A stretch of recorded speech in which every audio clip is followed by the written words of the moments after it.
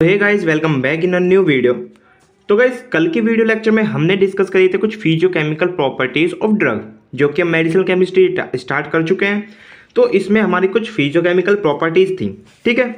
तो इसमें हमने ionization, solubility and partition coefficient इसके बारे में कल वाली वीडियो लेक्चर में डिस्कस कर लिया था।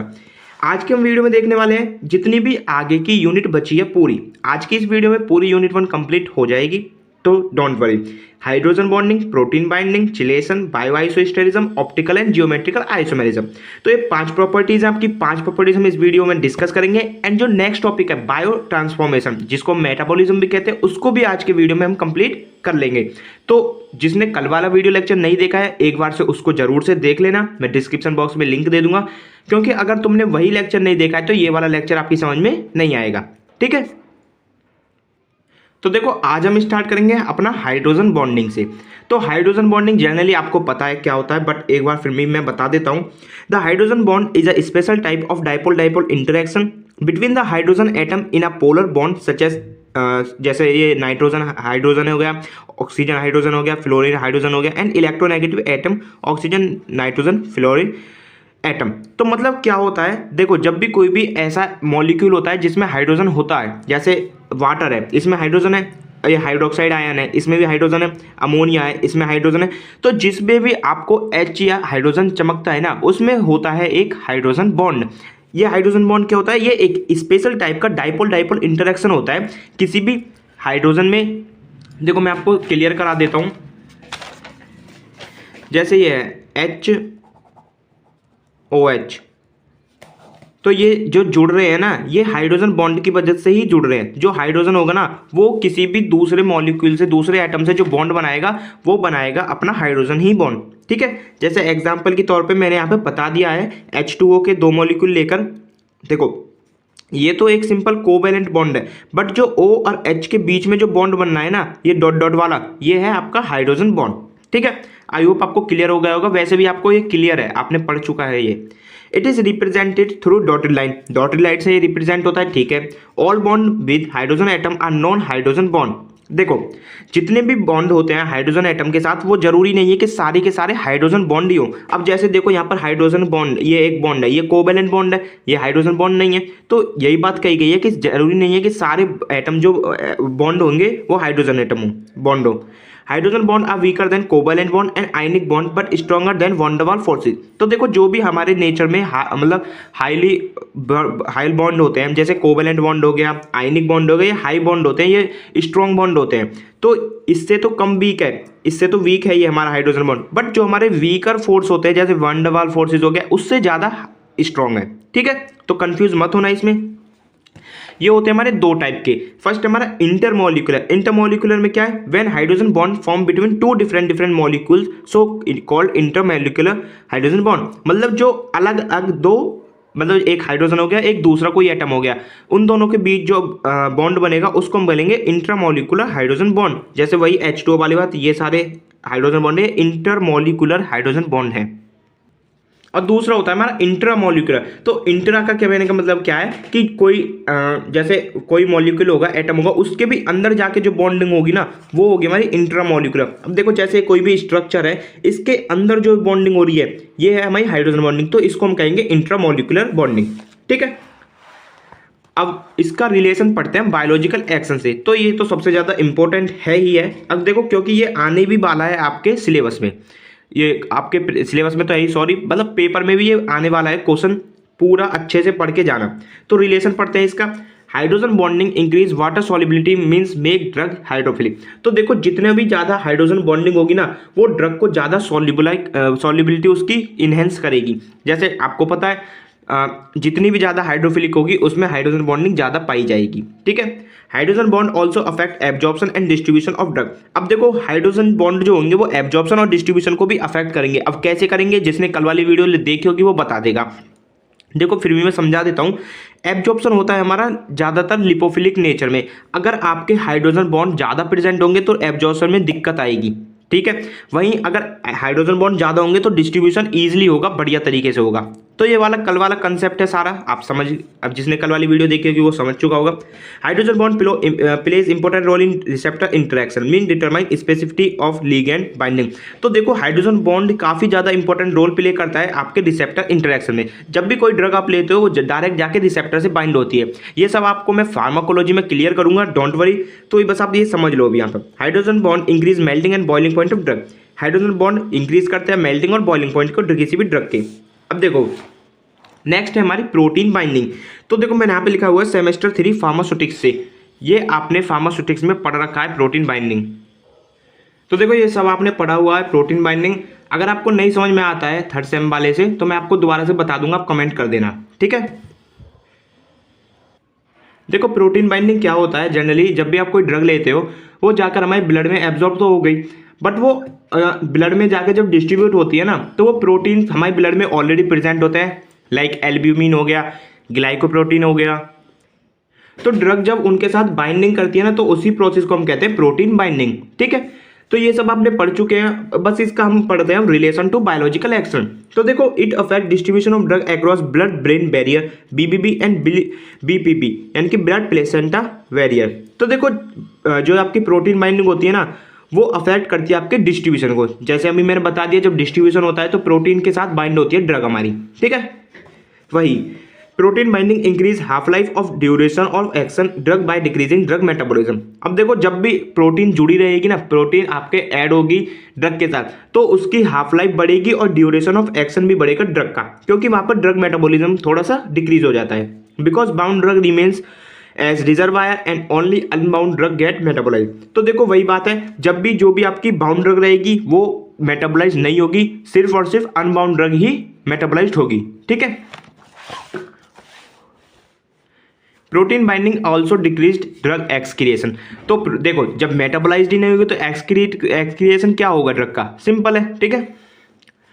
नेक्स्ट करते हैं हम बात चिलेशन प्रॉपर्टी। चिलेशन क्या होता है, यानी कि फॉर्मेशन ऑफ चिलेट्स। ये आपने कॉम्प्लेक्सेशन में पढ़ा होगा जरूर। Chelation is a type of complexation, सबको पता है। A complex in which many ligands यानी कि donor form coordinate bond with central metal atom and form ring cycle so called chelates. तो देखो क्या हो रहा है, कोई भी हमारा मेटल होता है उसके चारों तरफ कुछ हमारे लिगेंड्स होते हैं जो कोऑर्डिनेट बॉन्ड से जुड़ जाते हैं, तो वो एक रिंग यानी कि एक साइकिल फॉर्म कर लेते हैं एंड उसी कंपाउंड को हम कहते हैं चिलेट्स, ठीक है। एंड इसी प्रोसेस को हम कहते हैं चिलेशन। ये लिख रहा है ना, the process of chelates formation is called chelation, simple है। The ligand donor which form coordinate bond with metal ion are called chelating agent. अब देखो ये जितने भी लिगेंड आपको यहाँ पर नजर आ रहे हैं ना ये सारे होते हैं हमारी चिलेटिंग एजेंट। जैसे एग्जांपल मैं दूं आपको EDTA, ethylene diamine tetraamine, ethylene diamine polyphosphates, ये हमारे कुछ एग्जाम्पल हो गए हमारे चिलेटिंग एजेंट्स की, ओके। अब देखते हैं कि आखिर चिलेशन का रोल क्या है हमारी बायोलॉजिकल एक्शन से। In the poisoning of lead, Pb and vanadium, EDTA is used as antidote and remove toxic metal by forming chelates। तो देखो जब भी हमारे लेड की या वेनेडियम जो हमारे मेटल है इनकी पॉइजनिंग हो जाती है हमारे अंदर तो EDTA काफ़ी ज़्यादा यूज होता है उसमें एज अ एंटीडोट, ठीक है, क्योंकि वो चिलेट फॉर्म करके जो भी टॉक्सिक मटेरियल है जो मेटल है उसको बाहर निकाल लेता है। और देखो यहाँ पे सेकंड है arsenic poisoning dimercaprol used as chelating agent. जो हमारी आर्सेनिक पॉइजनिंग होती है तो उसमें भी डाइमेरकैप्रोल यूज्ड होता है चिलेटिंग एजेंट के तौर पर। Sometimes chelation decrease absorption of drug. अब कुछ टाइम देखा गया है कि जो चिलेशन होता है वो चिलेट फॉर्मेशन जब होता है वो डिक्रीज कर देता है कुछ हद तक एब्जॉर्प्शन ऑफ ड्रग को भी, ठीक है। लाइक एग्जाम्पल देखो आप समझ लो, if we take tetracycline with milk so chelates form and absorption decrease. तो देखो टेट्रासाइक्लिन एक हमारी एंटीबायोटिक है एंड एंटीबायोटिक के जब भी हम मिल्क से साथ लेंगे ना तो वहाँ पर चिलेट्स फॉर्म हो जाएगा और एब्जॉर्प्शन डिक्रीज हो जाएगा। तो इसलिए हम डॉक्टर भी प्रिस्क्राइब करते हैं कि एंटीबायोटिक को हम दूध के साथ नहीं लेना चाहिए, ठीक है। नेक्स्ट बात करेंगे हम बायो आइसोस्टेरिज्म। तो देखो सबसे ज़्यादा इंपॉर्टेंट होता है बायो आइसोस्टेरिज्म मेडिकल केमिस्ट्री में।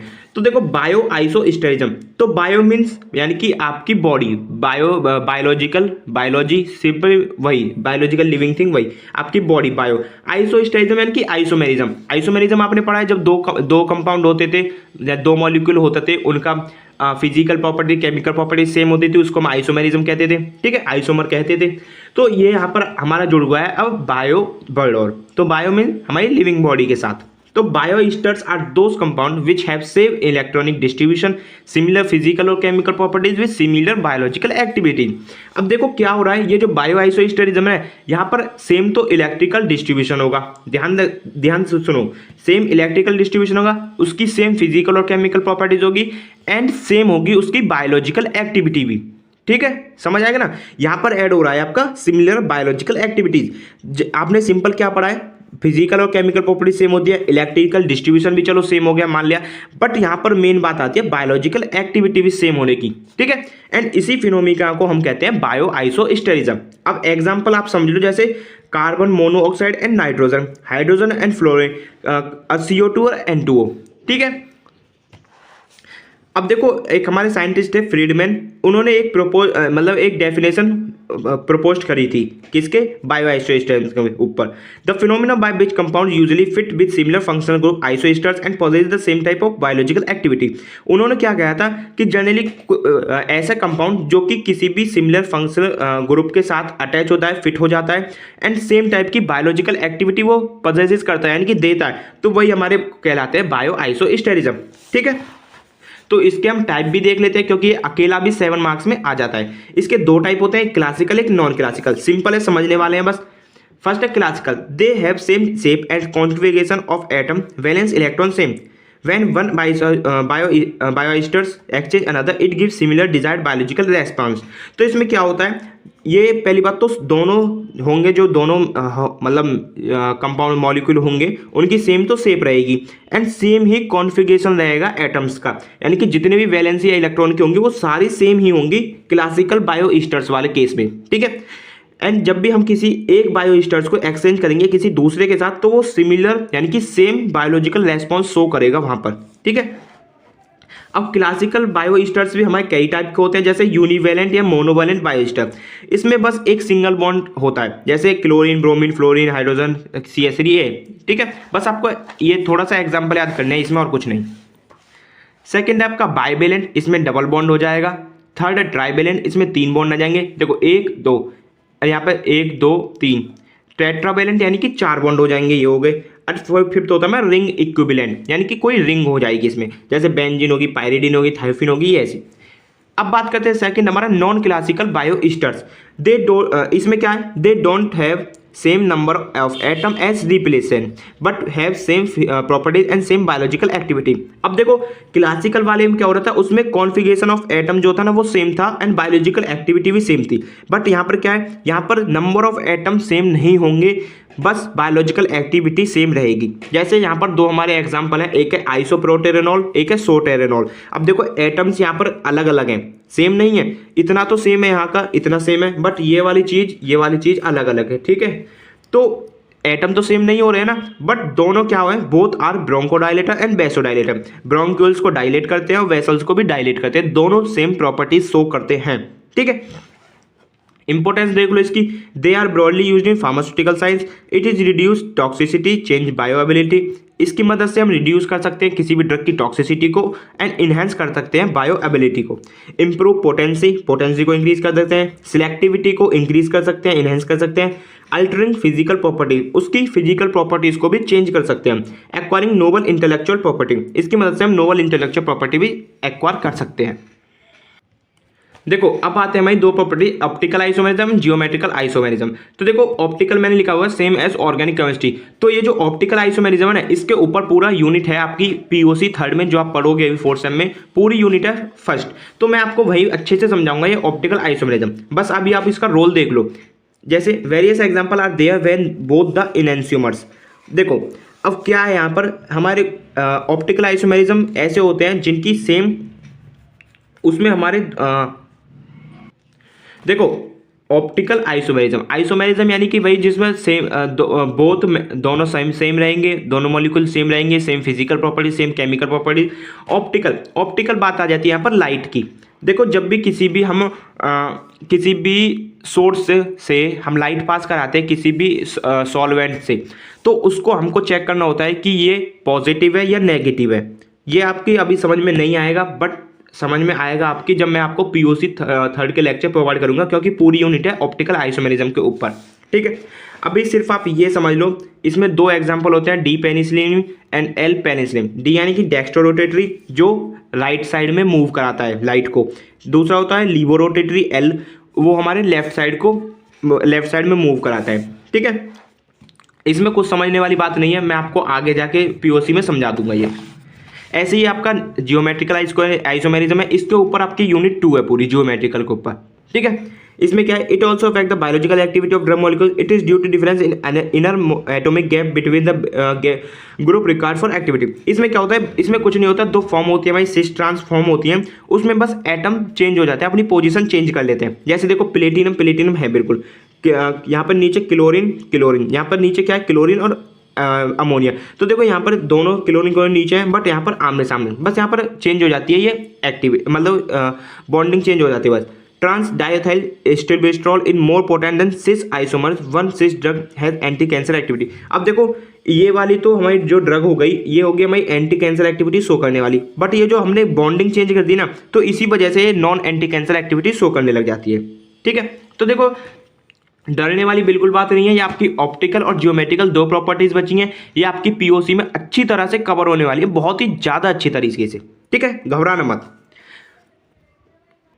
देखो अब बात करेंगे हम ड्रग मेटाबॉलिज्म की, यानी कि बायो ट्रांसफॉर्मेशन। सबसे ज़्यादा इंपॉर्टेंट टॉपिक होने वाला है गाइस, ये बिल्कुल स्किप मत करना, एग्जाम में आएगा, अकेला आ जाता है 10 नंबर में, ध्यान रखना, अकेला आ जाता है। एंड यहाँ तो आएगा ही आएगा मेडिसिन केमिस्ट्री में, बट फार्माकोलॉजी में भी आएगा ही आएगा, 100% गारंटी है मेरी। ठीक है, तो समझ लो इसको अच्छी तरीके से। तो मेटाबॉलिज्म को कह सकते हैं bio transformation. Bio means living organism, transformation यानी कि अल्ट्रेशन या कोई चेंज, ट्रांसफॉर्म हो रहा है दूसरी प्रॉपर्टी में। तो ये सिंपली क्या होता है, the conversion of drug from one chemical form to another. Bio transformation या मेटाबॉलिज्म क्या होता है, सिंपली ड्रग का एक केमिकल फॉर्म से दूसरी केमिकल फॉर्म में चेंज हो जाना, वही हमारा मेटाबॉलिज्म कहलाता है। ठीक है, आपने पढ़ा होगा जब भी कोई ड्रग हम लेते हैं वो एब्जॉर्ब हो जाती है, अपना एक्शन शो भी कर देती है, फिर वो बॉडी से निकलती कैसे है, ये तो सोचने वाली बात है ना। तो वो निकलती ऐसे है, उसका मेटाबॉलिज्म होता है हमारे लीवर के द्वारा। मेटाबॉलिज्म यानी कि ब्रेक डाउन, उसका स्ट्रक्चर ही चेंज कर देती है हमारा लीवर, मेटाबोलाइज कर देते हैं उसको, ब्रेक डाउन कर देते हैं, उस वजह से वो एक्सक्रीट हो जाता है हमारा फिर यूरिन के थ्रू या फेकस के थ्रू। ठीक है, तो बायो ट्रांसफॉर्मेशन क्या है, it is a chemical alteration of drug in the body that convert active drug into inactive drug.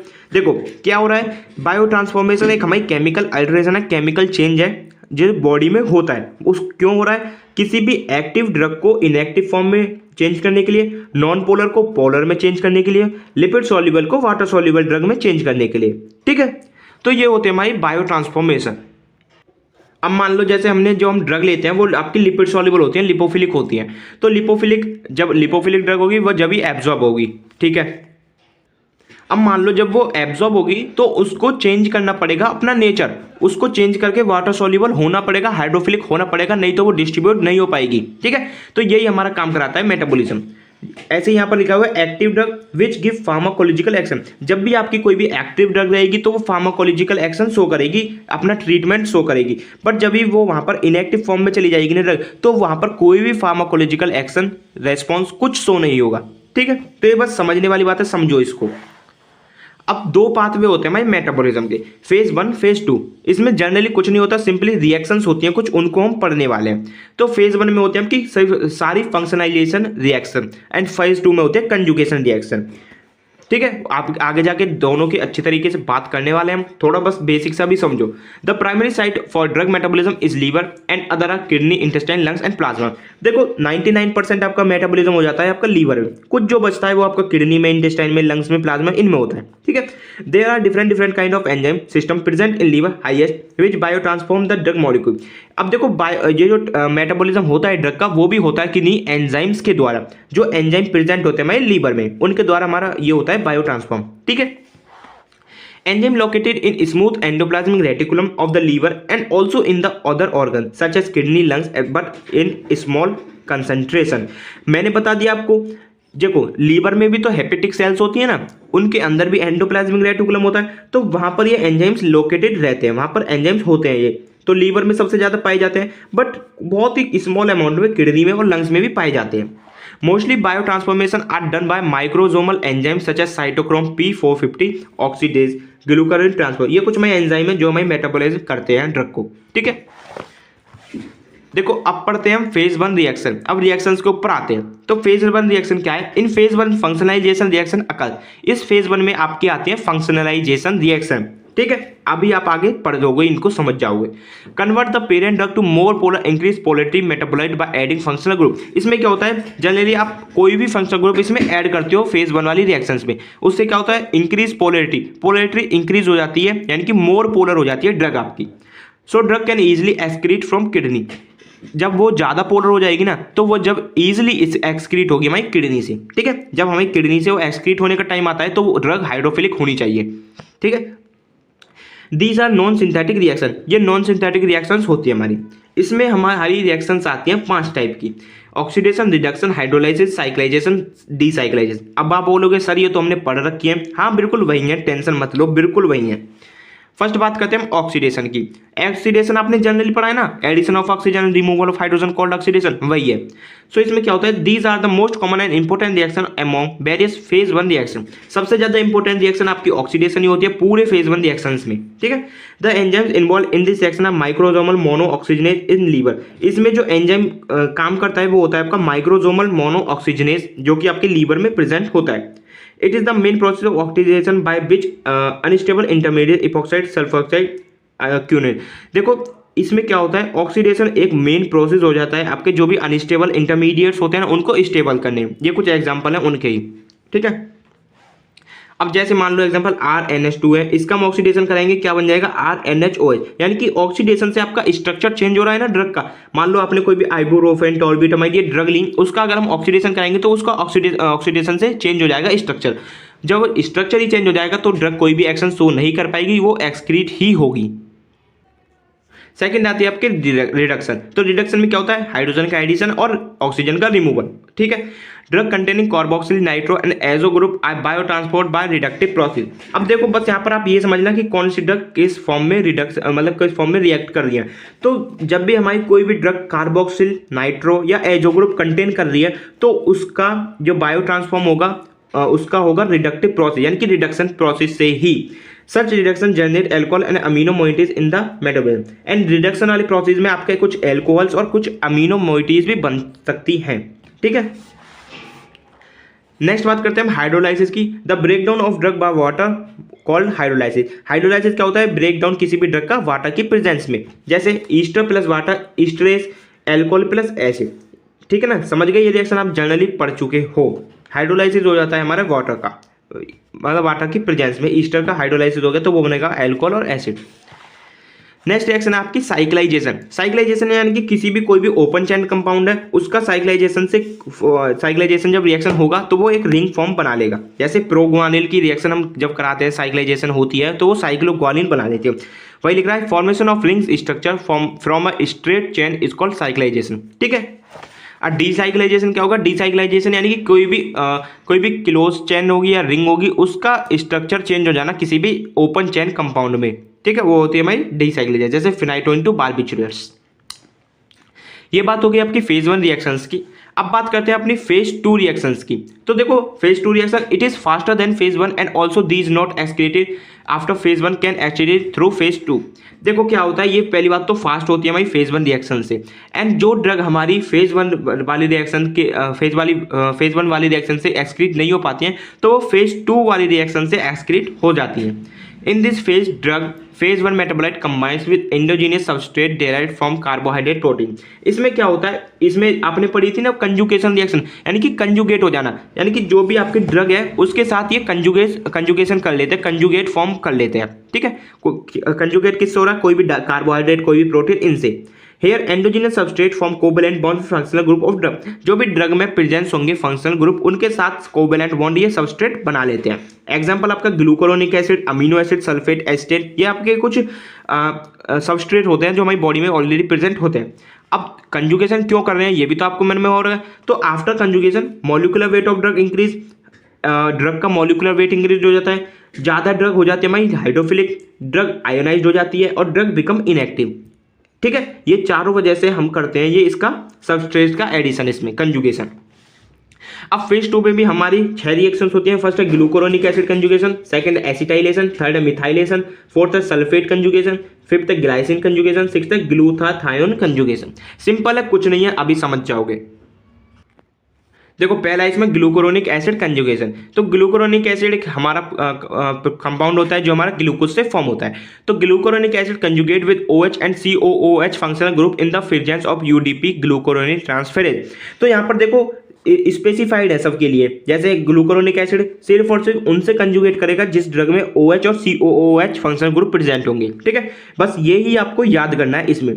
ये हमारा UDP ग्लूकुरोन ट्रांसफरेंस की मदद से एंजाइम होता है, इसकी मदद से अटैच होता है। जैसे ड्रग हो गई, ये ग्लूकुरोनिक एसिड होगा, ये एंजाइम होगा, फिर ड्रग ग्लूकुरोनाइड, ड्रग और ग्लूकुरोनाइड एक साथ अटैच हो जाएंगी तो बना लेगा ड्रग ग्लूकुरोनाइड। जैसे कि एस्प्रिन, डायजेपम, पैरासीटामोल, मेट्रोनिडाजोल, ये सारी हमारी ग्लूकुरोनिक एसिड कंजुगेशन से ही थ्रू बाहर होती हैं, एक्सक्रीट होती हैं। सेकंड आपका एसिटाइलेशन। तो जो भी ड्रग हमारी अमीनो और हाइड्रोजन ग्रुप के साथ होंगी वो एसिटाइलेशन रिएक्शन शो करेंगी किसकी प्रेजेंस में, एसिटाइल ट्रांसफेरेज एंजाइम की प्रेजेंस में। ठीक है, जैसे कोई भी RNS2A कंपाउंड है, ड्रग मान लो इसको, acetyl co enzyme A acetyl transferase की मदद से इसकी रिएक्शन होगी तो ये हमारा दूसरा कंपाउंड बना लेगा। सो मॉलिक्यूलर वेट इंक्रीज। अब जब मॉलिक्यूलर वेट इंक्रीज हो जाएगा तो वो ज़्यादा हाइड्रोफिलिक हो जाएगी, उसका एक्सक्रीशन आराम से हो जाएगा। थर्ड है आपकी मिथाइलेशन। तो जो भी ड्रग आपकी अमीनो और फिनॉल ग्रुप के साथ होंगी, मतलब फंक्शनल ग्रुप जिसमें ड्रग में होगा, तो वो हमारी मिथाइलेशन रिएक्शन शो करेंगी किसकी प्रेजेंस में, मिथाइल ट्रांसफेरेज की प्रेजेंस में। जैसे हिस्टामिन, डोपामिन, मिथाइल डोपा, ये सारी हमारे मिथाइलेशन रिएक्शन शो करती है। इसमें जो एंडोजीनस सब्सटेंस होता है वो होता है आपका सिस्टीन मेथेथायोन। ओके, फोर्थ आपका कंजुगेशन विद सल्फेट, यानी कि भाई सल्फेट जो भी ड्रग हमारी अमीनो ग्रुप और हाइड्रोक्सिल ग्रुप के साथ होती हैं, ये जो आपके ग्रुप देख रहे हो ना, ये सारे हमारे फंक्शनल ग्रुप होते हैं जो भी ड्रग में प्रेजेंट होते हैं।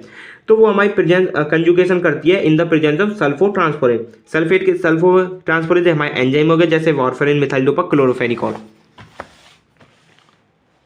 फिफ्थ है आपका ग्लाइसिन कंजुगेशन। जो भी ड्रग आपका कार्बोक्सिलिक एसिड प्रेजेंस होता है जिस भी ड्रग में, वो कंजुगेट करती है आपकी ग्लाइसिन से। ठीक है, फोर्थ है आपका सिक्स्थ है आपका ग्लूटाथायोन कंजुगेशन। जो भी ड्रग आपकी इपॉक्साइड क्विनिन ग्रुप होता है, जिस भी फंक्शनल ग्रुप होता है ड्रग में, वो हमारे ग्लूटाथायोन के साथ कंजुगेट करती है। ठीक है, ये था आपका ड्रग मेटाबॉलिज्म। ये आपको रिएक्शन जनरली याद करनी है सारी। एंड सिंपली बायो ट्रांसफॉर्मेशन जो है, मेटाबॉलिज्म जो है, इसका काम होता है सिर्फ और सिर्फ ड्रग को ब्रेक डाउन कर देना, ड्रग को ऐसा कर देना कि वो एक्सक्रीट हो जाए। ठीक है, जनरली अब इसके हमको कुछ फैक्टर्स अफेक्टिंग भी पढ़ने हैं जो आपके फार्माकोलॉजी और इसमें दोनों में काम आने वाले हैं। तो देखो एक बात मैं अभी क्लियर करा देता हूँ, आप फार्माकोलॉजी में और मेडिसिनल केमिस्ट्री में जो टॉपिक आपको सेम दिख रहे हैं ना, उनको अलग अलग पढ़ने की जरूरत नहीं है, दोनों सेम ही हो है। दोनों को एक जगह पढ़ लो, बस दोनों जगह मत लिखो ना पढ़ो, बस एक जगह पढ़ लो, दोनों में वही काम आने वाले हैं। ठीक है, तो इसके चलो कुछ हम फैक्टिंग पढ़ लेते हैं। फर्स्ट फैक्टर हमारा केमिकल फैक्टर। केमिकल फैक्टर में हमारे दो होते हैं, तीन है इसमें। फर्स्ट है एंजाइम इंडक्शन। तो एंजाइम इंडक्शन क्या होता है, the phenomena of increase drug metabolize activity of enzyme by several drug and chemical are known as enzyme induction and enzyme called enzyme induction. तो क्या होता है, एंजाइम इंडक्शन हमारे कुछ ऐसे ड्रग होते हैं जो किसी भी एंजाइम की एक्टिविटी को इंड्यूस कर देते हैं, यानी कि बढ़ा देते हैं। एंड वही ड्रग जो देते हैं वो कह देते हैं enzyme inducer. It is due to increase in both liver side and liver blood flow, increase stability of cytochrome P450 enzyme. अब देखो ये एंजाइम आपके लीवर में प्रेजेंट था जो कि मेटाबोलाइज करने के लिए काफी इंपॉर्टेंट था, तो उसी की एक्टिविटी को इनहेंस कर देते हैं बस। ठीक है, एंजाइम इंड्यूसर यानी कि इंड्यूस कर देना एक्टिविटी को। सेकंड आपका एंजाइम इनिबिशन। एंजाइम इनिबिशन यानी कि जो एंजाइम की एक्टिविटी को इनिबिट कर देते हैं थोड़े, ठीक है, वो आपके हो गए एंजाइम इनिबिशन। इसमें दो थे, डायरेक्ट इनडायरेक्ट। डायरेक्ट यानी कि जो एंजाइम साइड पर डायरेक्ट उसकी एक्टिविटी को चेंज कर देते हैं, वो डायरेक्ट। जो इनडायरेक्टली चेंज करते हैं वो इनडायरेक्ट। फिर थर्ड है आपका फैक्टर अफेक्टिंग है chemical structure of drug. Second आपके फैक्टर्स आते हैं फिजियोलॉजिकल फैक्टर्स। इसमें फर्स्ट है आपका एज। देखो एज काफी बड़ा रोल प्ले करती है। The metabolic rate is different in different age group, सबको पता है ये, तो हर एज ग्रुप में डिफरेंट मेटाबॉलिक रेट होता है। जैसे न्यूनेट्स यानी कि जो नवजात शिशु होते हैं, उनका मेटाबॉलिज्म स्लोली होता है due to less development of microsomal enzyme, क्योंकि उनमें मैक्रोजोमल एंजाइम जो है वो प्रेजेंट ही नहीं होता ज़्यादा। चिल्ड्रन में रैपिड होता है कंपेरिजन टू एल्डर्स, और जो हमारे बड़े बूढ़े लोग होते हैं उनमें भी काफ़ी कम होता है ये मेटाबॉलिज्म। सेकंड आपका होता है डाइट। देखो the enzyme content and activity Altered affected by a dietary compound. जो आप डाइट ले रहे हो वो भी डिपेंड करता है कि मेटाबॉलिज्म कैसे होगा। जो आपकी देखो जैसे प्रोटीन डाइट आप कम ले रहे हो तो उसका स्लोली मेटाबॉलिज्म होगा, आज ज़्यादा प्रोटीन डाइट ले रहे हो तो वहाँ पर रैपिड होगा उसका, माने कि बहुत तेज मेटाबॉलिज्म होगा। ठीक है। थर्ड आता है आपका फैक्टर सेक्स। सेक्स यानी कि वो जेंडर, क्या आप मेल हो फीमेल हो। तो जैसे एग्जांपल के तौर पे आप समझ लो बेंजोडाइज़ेपिन, ये आपकी ड्रग होती हैं, वो वुमेन्स में थोड़ी कम मेटाबॉलाइज होती हैं, मतलब कम देर से, और मेंस में बहुत तेज़ी से मेटाबॉलाइज हो जाती हैं। फोर्थ है आपका number of drug dosing also affected drug metabolism, कि कितनी आप डोज ले रहे हो ड्रग की, वो भी आपके मेटाबॉलिज्म को अफेक्ट करेगी। And there are some also factors which affect metabolism such as pregnancy, disease, hormonal imbalance। अगर आप में कोई भी जैसे लेडीज़ में होते हैं प्रेगनेंसी है, कोई आप में पहले से कोई डिसीज़ है, कोई भी हार्मोनल इम्बैलेंस है, तो वो भी आपके फैक्टर्स होते हैं जो मेटाबॉलिज्म को अफेक्ट कर सकते हैं। ठीक है। फिजियोकेमिकल प्रॉपर्टीज जो हमने अभी पढ़ लिए हैं सारी, पीके, आयनाइजेशन है, ये सॉल्युबिलिटी है, पोलैरिटी है, साइज, शेप एटसेट्रा, ये ऑल्सो अफेक्ट कर सकते हैं हमारे मेटाबॉलिज्म को। ठीक है। And drug administered route, and किस रूट से हम ड्रग को एडमिनिस्टर्ड करते हैं वो भी अफेक्ट कर सकती है। ठीक है। And stereochemical aspect drug metabolism, ये भी आपका अफेक्ट करता है, ये आप पढ़ोगे POC 3 में, जब अभी आपके बिल्कुल समझ में नहीं आएगा, POC 3 में आपके समझ में आ जाएगा। ठीक है। तो देखो अभी आपकी ये यूनिट 1 खत्म हो चुकी है पूरी अच्छी की तरह से, यूनिट 1 आपकी कंप्लीट हो चुकी है। अब आप बताना कि आपकी समझ में कैसी आई है, तो आप ये भी कमेंट करना कि आगे यही यूनिट 2 स्टार्ट करें इसकी, या कोई अदर सब्जेक्ट स्टार्ट करें। ठीक है।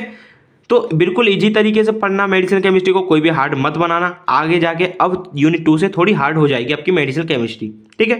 तो नोट्स के लिए आप मेरे को मैसेज कर देना व्हाट्सएप पर, मैं सेंड